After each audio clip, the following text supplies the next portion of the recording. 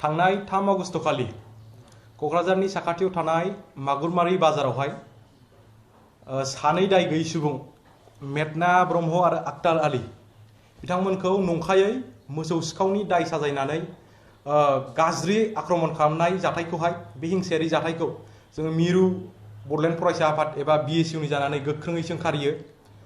बेबायदि जाथायखौ जोंनि BTC ओनसोलावहाय जानायखौ जोङो मालाबाबो हास्थाया आरो जों बेखौ लाय होनो हाया।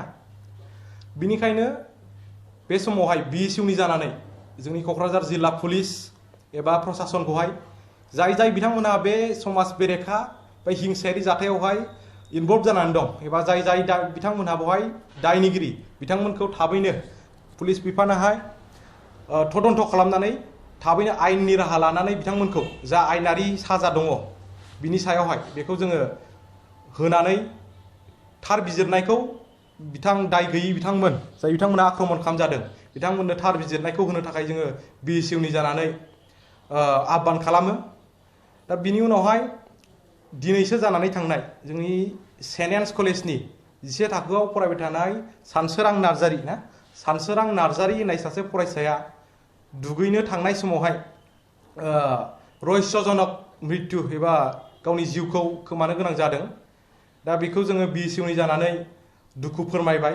बेजों लोगोसे आसलते जाथाया मा जामारदों एबा बोरै जाखो बेबायदि रहस्यजनक मृत्यु बिथाङा गावनि आगोमा जिउखौ बोरै खोमानो गोनां जाखो बिनि सायावहाय सोरबाफोर बिनि उनाव सोरबाफोर दङब्ला जोंनि पुलिस बिफानखौ प्रशासनखौ तदन्त खालामनानै जाय बिथांमोनहा बेवहाय दायनिगिरि बिथांमोनखौ साजा होनो जोङो BSU हालरनिफ्राय प्रशासनखौ जोङो खावलायगोन। बे समाव जोङो हस्टेलनि सामलायगिरि बिथांमोनखौ जाहाथे मोनसे स्ट्रिक्ट रुल्स एन्ड रेगुलेशननि सिङावहाय एबा मोनसे सार्भिलेन्स स्ट्रं डिसिप्लिन हस्टेलनि सिङाव मेनटेन जानांगौ। फरायसा बिथांमोनखौ जाहाथे बिथांमोननि सायावनो गार्जेन बिथांमोनहा बिथांमोननि दायित्वआवहाय गावनि संथानखौ बिथांमोननि दायित्वआव गथायनानै गालाङो।